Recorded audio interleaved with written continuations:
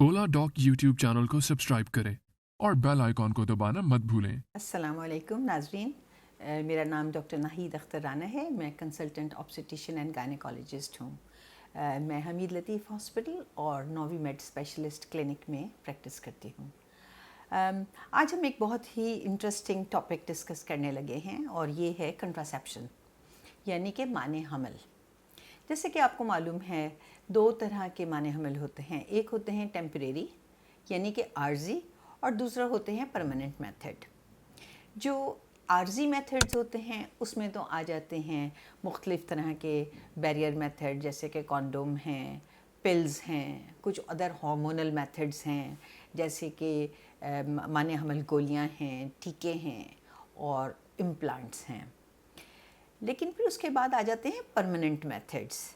Permanent method वो होते हैं कि जो एक दफ़ा कर दिए जाएं तो वो रिवर्सिबल नहीं होते, लेकिन अगर उनको रिवर्स किया भी जाए तो बाज़ दफ़ा उनका सक्सेस रेट इतना अच्छा नहीं होता।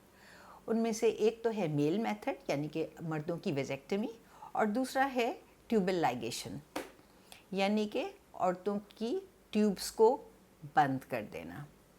तो आज हम ट्यूबल लाइगेशन डिस्कस करेंगे क्योंकि उसके बारे में लोगों को बहुत क्वेरीज़ हैं और वो बहुत से सवालात करते हैं। सबसे पहले तो हम ये डिस्कस करते हैं कि आखिर ट्यूबल लाइगेशन होती क्या है। तो हम डिस्कस कर रहे थे कि फिर ट्यूबल लाइगेशन होती क्या है और उसको कैसे किया जाता है। ट्यूबल लाइगेशन बेसिकली एक ऑपरेशन है जो कि हम या तो टमी में छोटा सा कट लगा के करते हैं या फिर लेप्रोस्कोपिकली करते हैं। आजकल लेप्रोस्कोपिक ट्यूबल लाइगेशन का ज़्यादा कॉमनली हम करते हैं।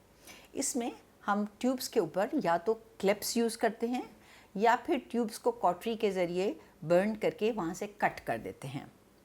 अब आप पूछेंगी कि इसका फेलियर रेट क्या है, क्योंकि जैसा कि हर कंट्रासेप्टिव मेथड का फेलियर रेट होता है, इसी तरह से ट्यूबल लाइगेशन का भी एक फेलियर रेट है। इसमें अगर 1 साल का फेलियर रेट देखा जाए तो वो तकरीबन 1 in 1000 के करीब है, लेकिन 2 से 10 साल का अगर फेलियर रेट देखा जाए तो वो तकरीबन 2 to 10 per 1000 है। अच्छा, अब आप पूछेंगी कि क्या इसकी कोई साइड इफ़ेक्ट्स होते हैं या क्या इसके होने से मेरे पीरियड्स पे कोई फ़र्क पड़ेगा या इसके ट्यूबल लाइगेशन कराने से मुझे कोई हार्मोनल इम्बैलेंस हो जाएगा। तो उस सब का जवाब मैं आपको आज तफसील से बताती हूँ। ट्यूबल लाइगेशन, जैसे कि मैंने कहा कि मेथड होता है कि जिसमें हम एक छोटे सा टमी के अंदर से कैमरा डाल के और दोनों ट्यूबों को बंद कर देते हैं। तो इसका आम तौर पे ओवरीज़ के ऊपर कोई इफ़ेक्ट नहीं होता। कभी कभार, बहुत रेयरली, अगर हमने पूरी पूरी ट्यूब्स को ही काट के निकाल दिया है और हम ओवरीज़ के बहुत करीब चले गए हैं, उस सूरत में बाज़ दफ़ा ओवेरियन वेसल्स जो हैं उनके डैमेज होने का चांस होता है, और बाज़ दफ़ा अगर वो बंद या वो क्लिप हो जाएं तो कभी कभार ओवरीज़ के जो काम हैं उसके ऊपर इफ़ेक्ट हो सकता है। हालांकि ये कोई नॉन कॉम्प्लिकेशन नहीं है। फिर इस वजह से बेसिकली मैं तो ये कहूँगी कि इसका कोई हार्मोनल इम्बैलेंस नहीं है, इम्बैलेंस पे कोई इफ़ेक्ट नहीं है।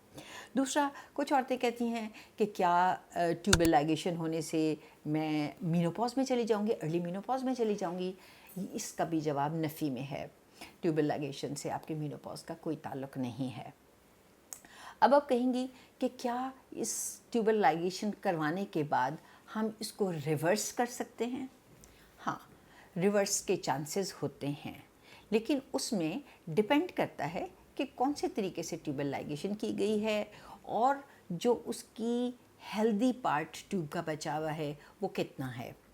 अगर तो ट्यूबल लाइगेशन जो सिर्फ क्लिप्स के ज़रिए की है, जो कि हम आमतौर पे लेप्रोस्कोपिकली करते हैं, तो उसमें ट्यूब्स को दोबारा से रिकन्स्ट्रक्ट करने के और उसके सक्सेस के चांसेस बहुत ज़्यादा होते हैं। लेकिन अगर हमने ट्यूब का काफ़ी ज़्यादा हिस्सा निकाल दिया है, जैसे कि आमतौर पे सिजेरियन सेक्शन के दौरान जब ट्यूबल लाइगेशन करते हैं तो ट्यूब का एक काफ़ी बड़ा चंक हम रिमूव कर देते हैं, तो उस सूरत में अगर ज़्यादा ट्यूब बाकी नहीं है तो उसके रिवर्सल के सक्सेस रेट कम हो जाता है। अब आप मुझे पूछेंगी कि अगर हम ट्यूबल लाइगेशन को रिवर्स करें तो उसका सक्सेस रेट कितना है।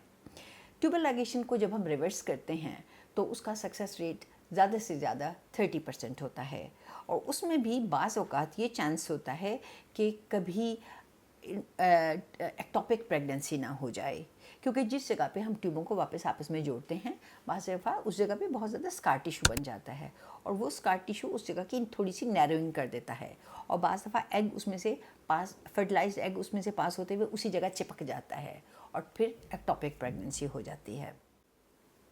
اگر ان سب چینجز کے باوجود آپ فیل کرتی ہیں کہ آپ کو سکسیس نہیں ہو رہی یا still you are not satisfied, تو آپ کو چاہیے کہ آپ اپنے ڈاکٹر کے پاس جائیں، وہ آپ کو پھر ہارمونل آپشنس دیں گے۔